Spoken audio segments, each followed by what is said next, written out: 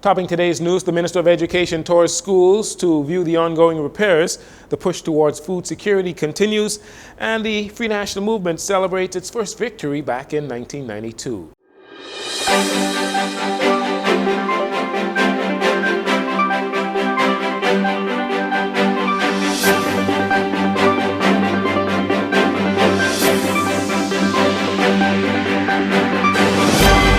Good evening, Bahamas. I'm Jarino Saunders. This is your JCN Evening News, and it is a pleasure to have you join us.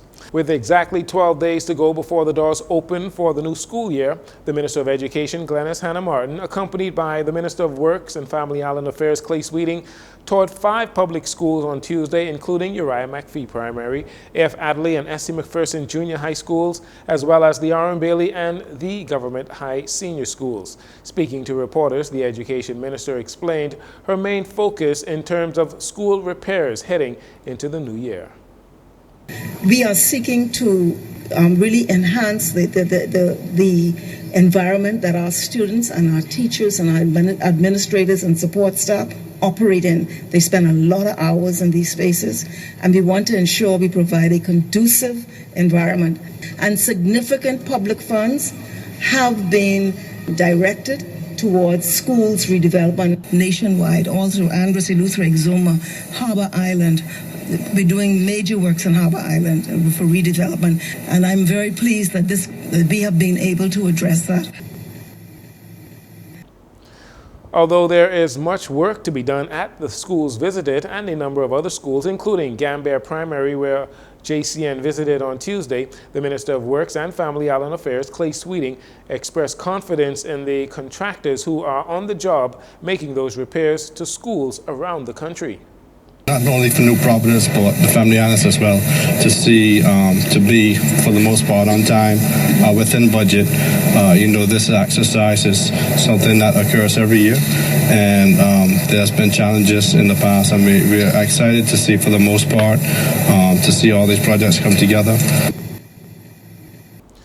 According to architects at the Ministry of Works, some of the larger projects like the pool at the Government High School and the lunch pavilion at the R.M. Bailey High School will be ongoing, with works continuing during after-school hours and on weekends until those projects are fully completed. Again, school reopens on Monday, September 2nd.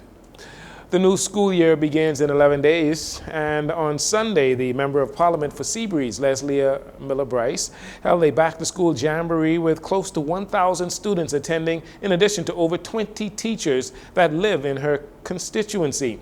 Mrs. Miller Bryce was happy to know that there are still men that are interested in the teaching profession, including one of the male teachers that won a huge flat-screen television from her constituency. She made this appeal to men. His name is Gabriel Williams. He actually just registered last night. And when he said to me that he was a male teacher, I was so overwhelmed because my list was full of women. And so I just want to appeal to our grade 12 graduates. We need male teachers in the school. The Minister of Education will be very happy if we get some more males. Mrs. Miller Bryce also spoke to students who went above and beyond last school term and how she has special prizes for them. I'm also today honoring my honor roll students. Every honor roll student in Seabreeze is getting a prize today, a gift certificate and a huge bag from Team LB. So I'm just happy to be of service. I'm filled with gratitude to be the Member of Parliament, and I'm going to continue to do my best for the residents of Seabreeze. Schools again begin on Monday, September 2nd. Mrs. Miller Bryce encouraging students and teachers to continue to do your best. The push towards food security continues. The United States Department of Agriculture Foreign Agriculture Service began its 3-day training program today at the British Colonial Hilton. This comes as the Bahamas CARICOM as well seeks to help countries comply with the United States food export regulations. Upon its completion, 25 Bahamians will become certified preventative controllers for qualified individuals. The Minister of Agriculture and Marine Resources, Jomo Campbell, stressed the importance of this initiative not only to our food security but also to our economy and our way of life. The U.S. Chargé d'Affaires, Kimberly Furnish, told the participants that after their completion, they will be better equipped to produce products that are in compliance with the United States FDA standards, and that she is excited to eventually see Bahamian-owned merchandise on the shelves of American supermarkets. Also, Mrs. Furnish recently paid a courtesy call on the Minister of Agriculture and Marine Resources at his office. You can see them here. During the meeting, Minister Campbell said while the Bahamas is seeking to reduce its food import bill, most of that food coming from the United States, he says there is still ways that the two countries can work together to expand agriculture and marine pursuits.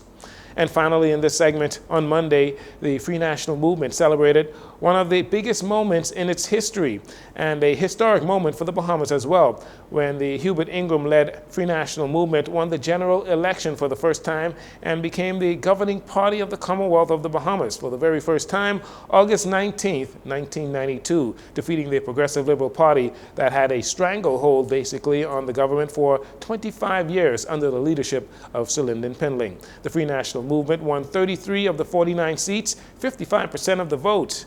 The party celebrated this milestone with a church service at St. Michael's Methodist Church, where party leader Michael Pintard reflected on the resilience of the party and its leaders who paved the way for its success. You're listening to JCN News. We'll take a break here. We'll be right back after these commercials.